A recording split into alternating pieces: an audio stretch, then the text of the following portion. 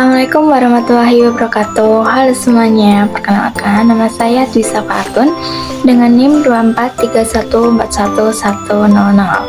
Nah, di sini kita akan membahas cetak biru yang sangat krusial bagi masa depan pendidikan Indonesia, yaitu strategi implementasi pembelajaran mendalam.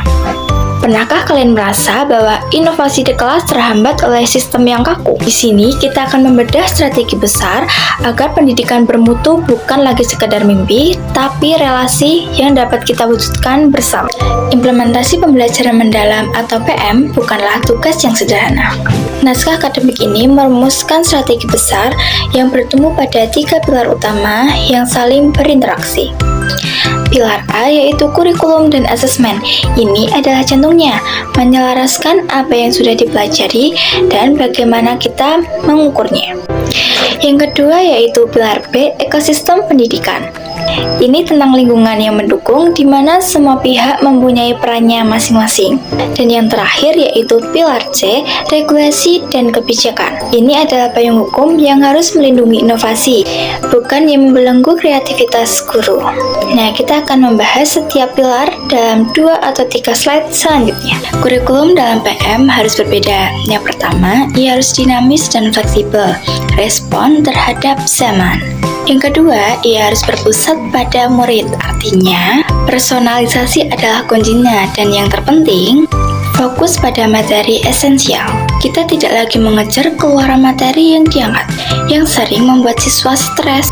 Sebaliknya, kita harus fokus pada pendalaman deep learning. Dengan mengurangi beban konten, guru mempunyai ruang untuk menggunakan pendekatan terpadu atau interdisipliner yang menghubungkan ilmu dengan kehidupan nyata. Ini mengubah cara kita melihat pelajaran. Lalu, bagaimana kita mengukurnya? Paradigma asesmen harus berubah total. Asesmen tidak boleh lagi menjadi hakim yang memvonis, melainkan menjadi cermin yang membuat siswa berproses.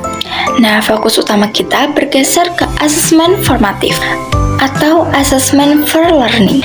Ini adalah umpan balik yang diberikan saat proses belajar masih berlangsung untuk perbaikan berkelanjutan. Lalu, bagaimana dengan ujian akhir? Asesmen sumatif nasional tetap ada, tetapi fungsinya untuk pemetaan mutu sistem saja, tidak untuk menentukan kelulusan individu. Siswa juga didorong untuk melakukan refleksi dan juga asesmen diri. Ini melatih mereka menjadi mandiri dan bertanggung jawab atas kemajuan pembelajarannya. Selanjutnya, mari kita pindah ke pilar yang kedua, yaitu pilar B, ekosistem pendidikan. Ini ada perubahan mindset terbesar selama ini. Sistem ini termasuk top down atau piramida tegak, di mana guru berada di bawah. Dalam PM, kini memindah piramida manajemen. Guru adalah pusat inovasi pemerintah, dinas pendidikan, dan kepala sekolah berfungsi sebagai sistem pendukung di bagian bawah. Tugasnya hanyalah melayani, bukan untuk memerintah. Untuk menopang kinerja guru di kelas. Ini adalah perubahan radikal dari manajemen kontrol menjadi manajemen pendukung. Dengan guru di pusat, peran mereka pun bertransformasi. Guru tidak lagi sekedar menyampaikan informasi, tetapi berevolusi menjadi 3 peran kunci. Yang pertama, sebagai aktivator, guru memicu inquiry dan rasa ingin tahu siswa. Yang kedua, sebagai pembangun kultur, guru menciptakan lingkungan yang aman secara psikologis, di mana siswa dapat berani mencoba dan berani salah. Dan yang ketiga, yaitu sebagai kolaborator. Guru tidak bekerja sendiri, melainkan membangun jejaring dengan rekan sejawat, orang tua, dan juga dunia luar.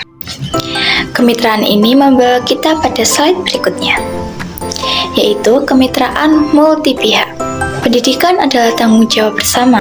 Ekosistem PM yang kuat menuntut tembok sekolah untuk diruntuhkan, melibatkan deduka, dunia usaha, dan industri untuk memberikan konteks nyata dan relevansi kurikulum.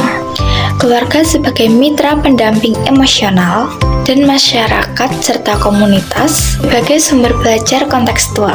Sekarang kita ke pilar C, yaitu penyesuaian regulasi. Semua ide indah tadi tidak akan berjalan jika aturannya kaku. Seringkali guru terhambat oleh administrasi dan terhambat oleh regulasi lama. Kebijakan harus menjadi pemungkin, bukan penghambat inovasi. Kita membutuhkan payung hukum yang memberikan otonomi dan melindungi kreativitas guru di ruang kelas.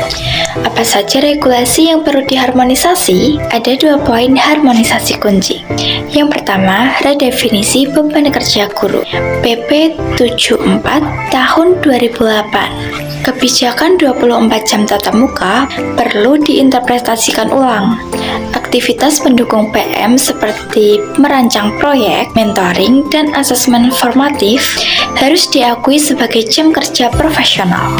Guru harus dibebaskan dari keharusan berada di depan kelas hanya demi mengajar jam tayang. Yang kedua, pemanduan operasional kurikulum merdeka. Fleksibilitas kurikulum harus didukung oleh panduan yang jelas sehingga otonomi sekolah dalam menyesuaikan materi esensial dan konteks lokal dapat berjalan tanpa kebingungan administrasi. Nah, terakhir kesimpulan kita sederhana saja ya teman-teman. Implementasi pembelajaran mendalam adalah sebuah orkestra. Kurikulum adalah partiturnya, ekosistem adalah panggungnya, dan regulasi adalah akustik gedungnya. Jika ketiganya selaras, maka guru dan siswa bisa memainkan simfoni pendidikan yang indah. Mari kita dukung transformasi ini mulai dari peran kita masing-masing. Terima kasih sudah menyimak, semoga bermanfaat. Wassalamualaikum warahmatullahi wabarakatuh.